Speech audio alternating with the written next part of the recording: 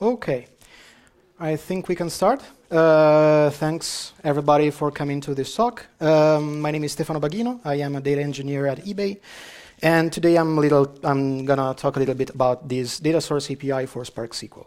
Let's start from the motivation for this talk. So basically, I am a Spark user. I can see that most of you are or are looking forward to be in a way. So my role as a data engineer basically boils down to taking some data from a point A and moving it to a point B and making it so that this data is available to my mostly internal customers in a way which is performant and, of course, also convenient to them so that the API is right for them. Getting the API right can be wrong. Getting the API right can be hard. And there are several things that we have to think about. For example, language support. I write things mostly in Scala and in Java, but I can expect analysts and data scientists to be more familiar with languages like R or Python. Also, when I'm designing an API, will this withstand changing requirements? We are all software engineers. We all have changing requirements. So it's difficult to get the API right. In the data-driven world, let's say, there has been this long-standing tradition of having SQL as the language that interfaces your data systems, that allows your data system to be tapped into by your analysts and by your data scientists. The good thing is that if you're a Spark user, there is this thing called Spark SQL, which enables you to have to express things in a very high-level language, which is usually either Spark or something maybe closer to the data frame that you can see in Python, think pandas. And this solves some problems because leveraging Spark SQL means that we are automatically allowing users to use the language that they want, provided that, of course, this is supported by Spark. I'm talking about SQL, Scala, Java, Python, R, and so on. And evolving the API, it's no longer even an API, it's just a tabular view on the data. So you just, the problem becomes scheme evolution, which is not a simple problem from time to time, but at least you have some constraints that you can think about. The problem, which is what drives us to this talk, is the limited number, or at least drives me, the limited number of natively supported formats. So you have CSV, you have JSON, you have ORC or Parquet files if you want some analytics-oriented format, but these are more or less those. I mean, what if we have our own custom data format, or what if we actually just want to provide an abstraction over existing APIs and we want to use SQL as an abstraction for this? The good thing is that we have this data source API that I'm going to introduce briefly today. So the aspiration is to have something like you see in the second and third line in this small snippet of code. So you just say, OK, Spark, just read with a custom format. You don't read JDBC, you don't read CSV, you don't read ORC, you just read a custom format that, in this example, I call just example. Sorry, I'm an engineer, not a creative. And yes, in the same way, and you can also provide some options, and you can see, as you can see on the second line. And also, you would probably find useful to also write to this particular format that you're defining. So basically, again, to reiterate, the main point of the day is that the data source API allows you to extend the native capabilities of Spark SQL to query new data sources. Sorry if I just read the slide, but that's the point of the talk.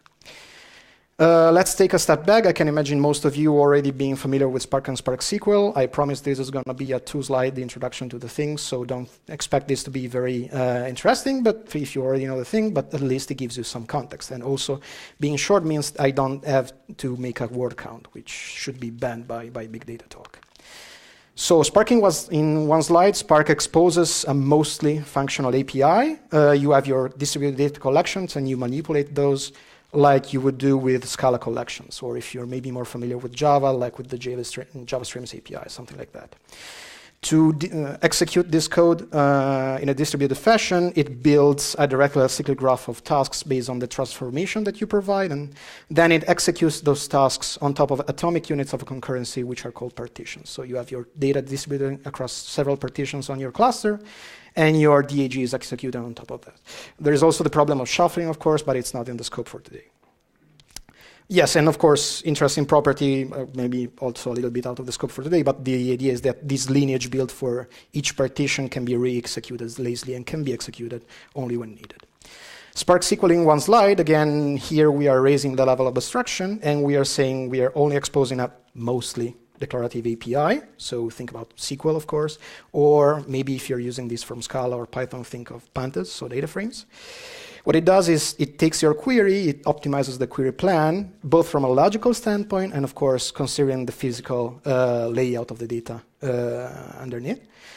And it produces the directly cyclic graph for you, which is already optimized. There are several optimizations that you do not have to think about when you're using the Spark SQL API. So it's really just runs on top of the existing system. And these are more or less the basic concepts that you more or less have to grasp to get this talk. But I'm pretty sure that most of you are already kind of familiar with Spark. So let's get to the core of this talk. The core of this talk, of course, is the data source API.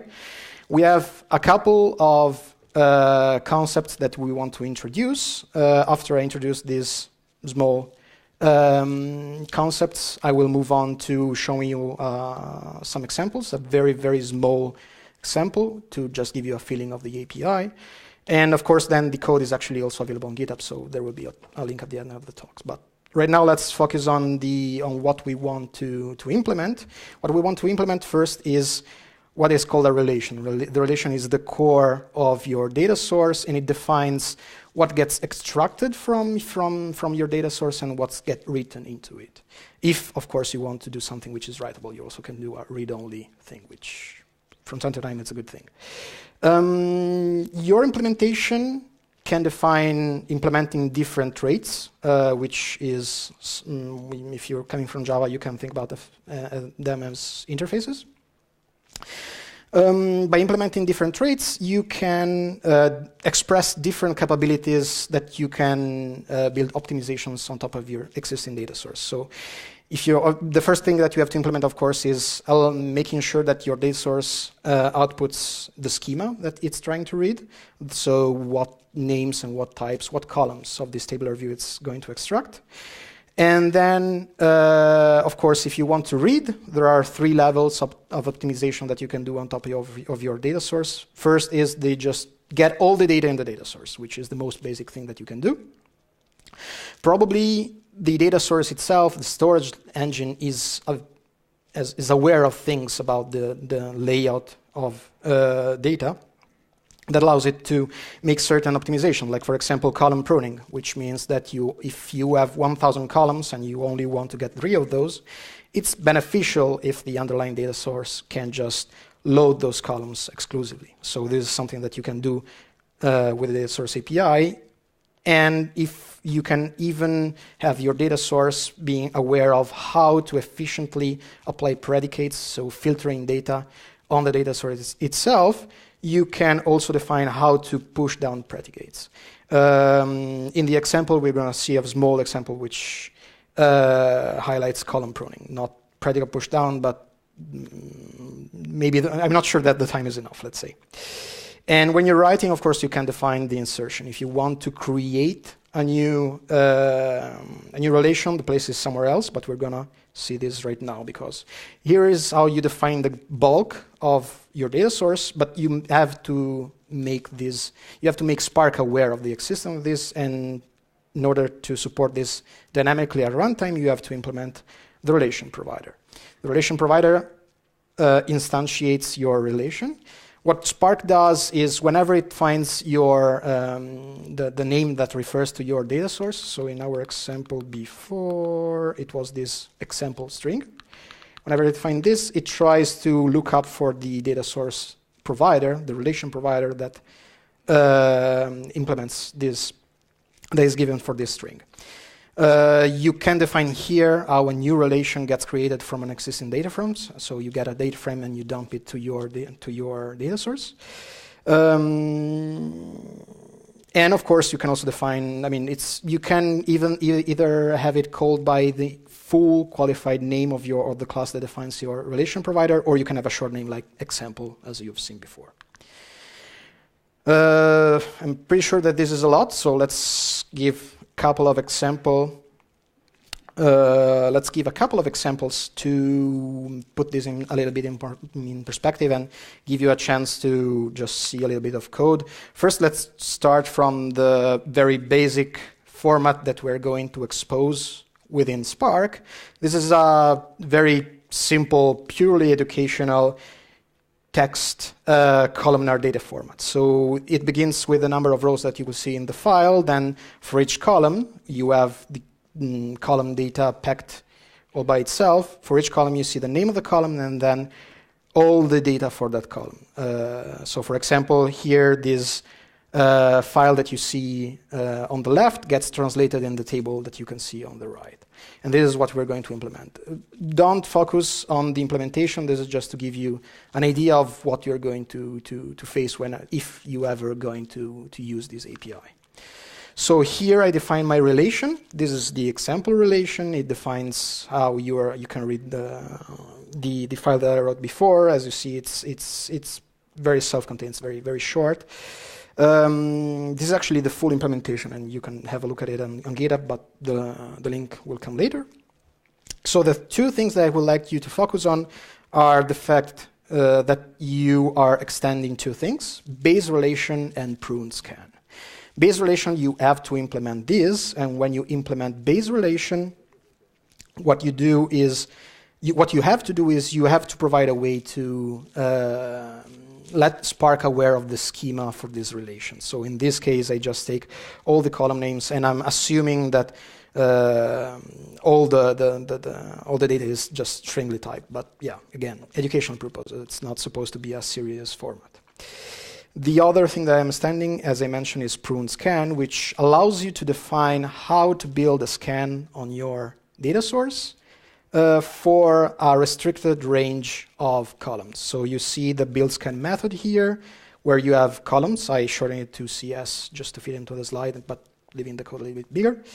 But yeah, you have columns, and you have them defined as an array of strings. What I do here, again, do not focus too much on the implementation, but the idea is that this build scan method allows you to define how you are going to retrieve exclusively certain columns. One thing that this does not do, for example, is what I mentioned before. So taking a predicate, like for example, give me, in this case, all the ages greater than 40. In this case, of course, there is probably no way to, in a straightforward way to push down this filter, but yeah, that's not relevant. I mean, it's another capability that you can add on top of this, but this is just meant to show you the API. One thing that I would like to mention also is that if you define, for example, not a prune scan, but a pruned filter scan, which is the thing that allows you to push down predicates, you do not have to define both. You just have to define one of those build scan methods. But yeah. Let's skip to the example for now. Here is the provider. So the provider for me for this relation extends three things. The first thing is the relation provider. The relation provider allows you to define a readable relation. And this is taken care of in the first create relation method, where you are passed first by Spark, then through the relation provider, then this is passed down to the actual relation, the SQL context. And all the options that you could have passed originally are passed as a map of string and string. If we go back to this example, it would be the contents in the second line of the option method. So sum opt true would be passed as this map of string to string in that method. Okay. So no, sorry. Yeah,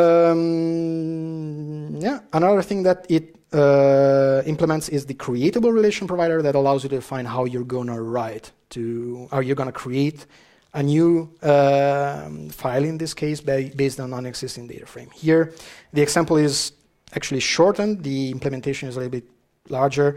It's really not optimal, but that's not the idea behind this. So again, and don't take this as a serious example. I mean, this is just based on local files. In your case, you're probably looking to have something distributed. Not necessarily, but that can be the case. Okay, so we are moving on to the conclusions. We are going to have then a few minutes for a question if you want, but conclusions. Advantage over custom APIs. Why just not exposing something through a custom API, something that returns a data frame and the user just gets that and uses that? More or less, I'm always returning a data frame, right? Well, the advantage here is that you can write in Java or Scala, which is, if you're a data engineer or a software engineer, it's probably a language that you're more likely to be familiar with. But you also enable the usage of your API through Python, SQL, and R to your users. So you can define this. You can have, for example, have a Zeppelin notebook, and your user can load the data frame, the data source that you defined in Scala, which I think it's great. Also, it means that you can take advantage of the native capabilities of the data source. So if you can push down predicates, if you can prune columns, if you can do this kind of optimization, you can define them directly on top of your existing data source. So this is another plus. And also, this is something that I personally found very useful in my use case. It abstracts user from the underlying data source, which means, what if we just want to experiment with different data sources? What if we are not entirely sure of how different access patterns will affect the performance of the queries? We can try to swap in and out different storage engines while keeping the API for the users the same, because the API is just pure SQL or data frame. And also, why not using different storage backends with the same defined as part of the same data source, but perhaps when you see one query defined in a particular way with certain properties, you say, oh no, I want this to go to a key value store, or no, I want this to go to a relational data store. This is something that came up, was very handy to me. Not everything can be covered, of course, in 15 minutes. This talk did not cover Catalyst integration. Catalyst is the query optimizer for Spark. As I mentioned, when you see a query with a particular shape, you may want to direct it to one or another data source. Catalyst, the Catalyst integration in the data source API allows you to actually navigate the whole tree of the query, so you can take very interesting decisions based on that. Or you can also even optimize the query itself. We didn't cover streaming support. If you have Kafka, you are maybe used to use Spark streaming with Kafka. You can define your own streaming data source with streaming support. Also worth noting, with Spark 2.3, which came out just a few days ago, just to ruin my talk, introduces a new data source API, which, by the way, I would like to say it's still not stable. The described API is still valid and supported. If you just have a look at the example that I'll share, it actually runs on top of Spark 2.3 using the data source API v1. What the new data source API does better than the previous one, it's that it's easier to implement data sources in Java. Right now, it's all written in Scala, and it's not very. It can be a little bit awkward to write something that uses Scala. Calling Scala code from Java can be awkward from time to time. And also abstracts away from core Spark concepts, so that it can be more future-proof, this API. We didn't discuss alternatives. There are things like Drill or Presto, which more or less cover the same space, but of course, this was not the focus of the talk. And with this, I'm done. I'm not sure if we have time for questions. 1 minute? We have 1 minute. So if you have any questions, first of all, thank you.